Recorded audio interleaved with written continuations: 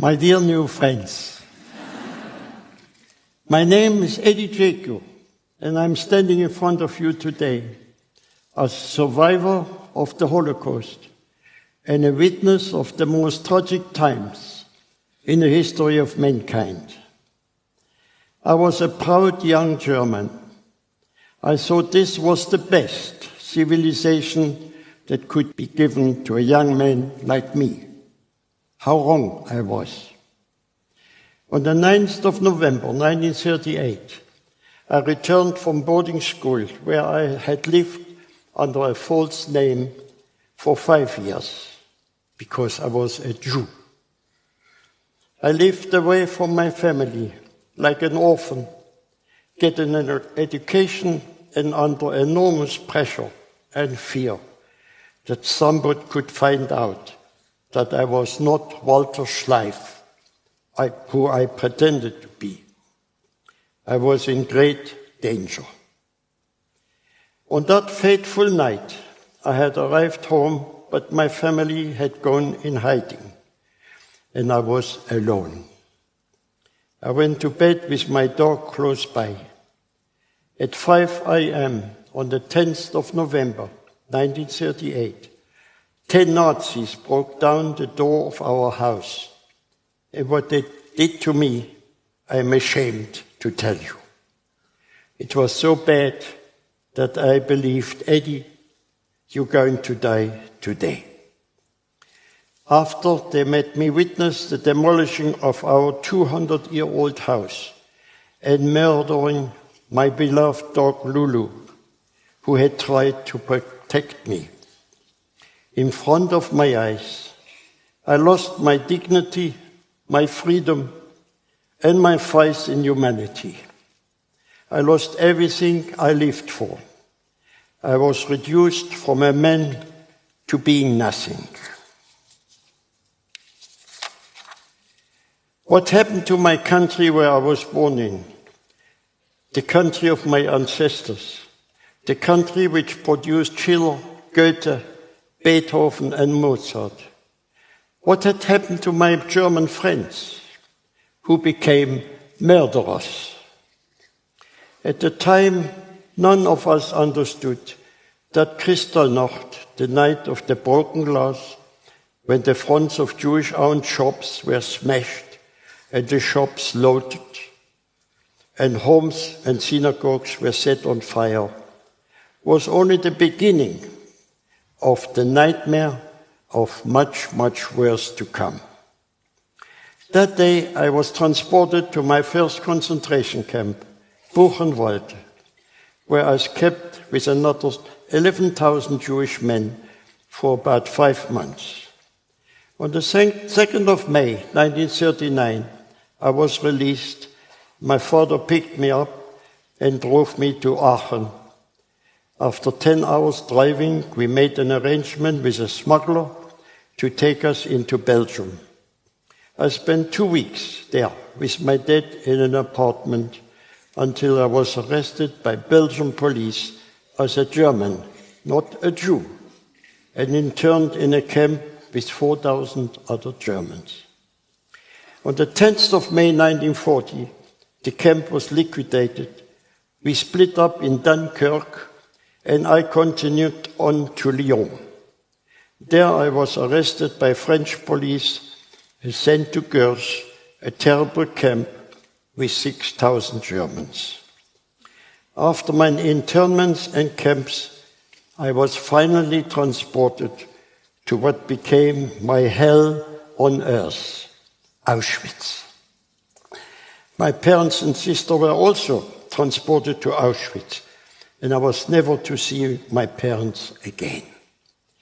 I did not have a chance to say goodbye to my beloved mother, and I have missed her every day of my life.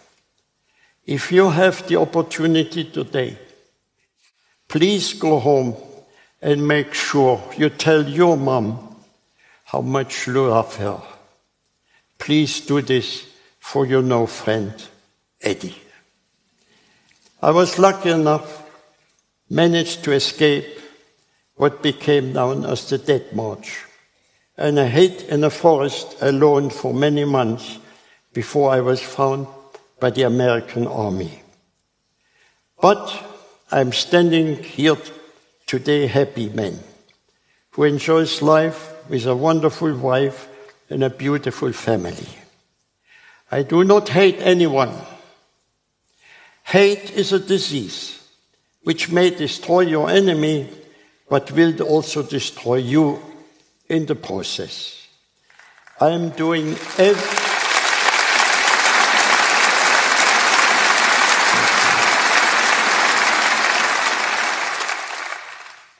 everything I can to make this world a better place for everyone. And I implore you all to do your best too. Let us ensure that this terrible tragedy, the worst in the history, may never happen again, and also will never ever be forgotten. After many years of hardship and hiding, on the 7th September 1945, after a long journey by train, I entered back into Belgium without any papers. Very shortly after that, I met and married my wife, Flor, to whom I have been married for 73 years.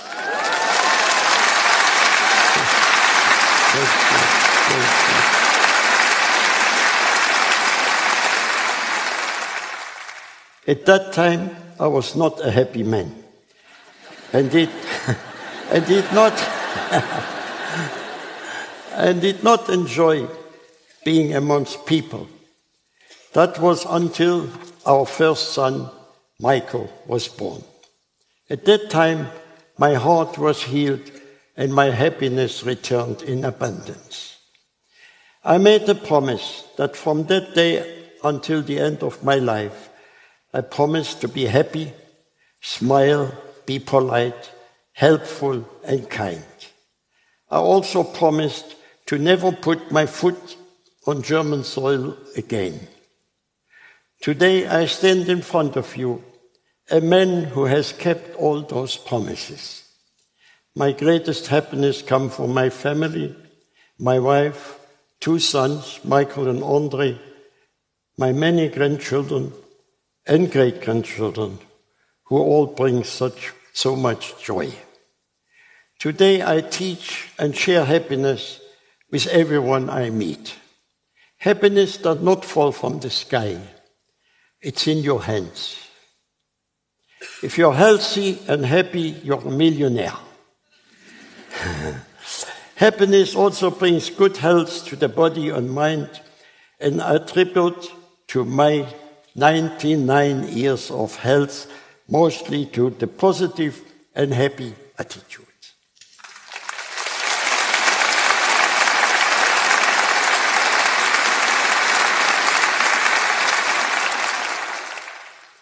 One flower is my garden. One good friend is my world. Young people today forget to stop. They're constantly running and don't know where they're running to. You should take time to be happy and enjoy life. There is a time to laugh and there's a time to cry. I see good things in life. Invite a friend or family member for a meal. Go for a walk. Tomorrow will come. But first, enjoy today.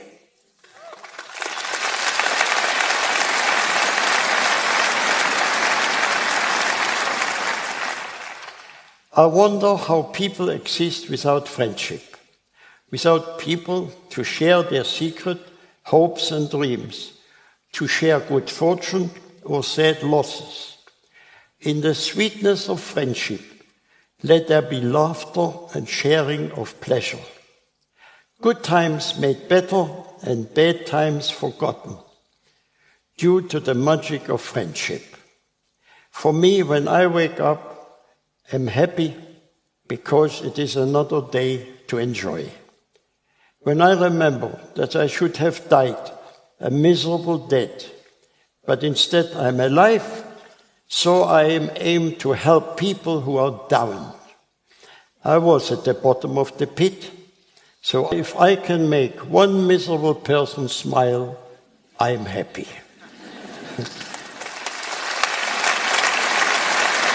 Thank you. Remember these words. Please do not walk in front of me. I may not be able to follow. Please do not walk behind me. I may not be able to lead. Just walk beside me and be my friend.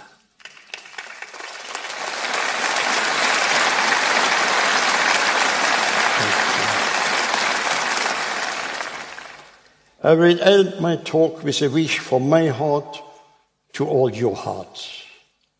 May you always have lots of love to share, lots of good health to spare, and lots of good friends that care. Thank you for giving me the privilege of speaking you today. Thank you.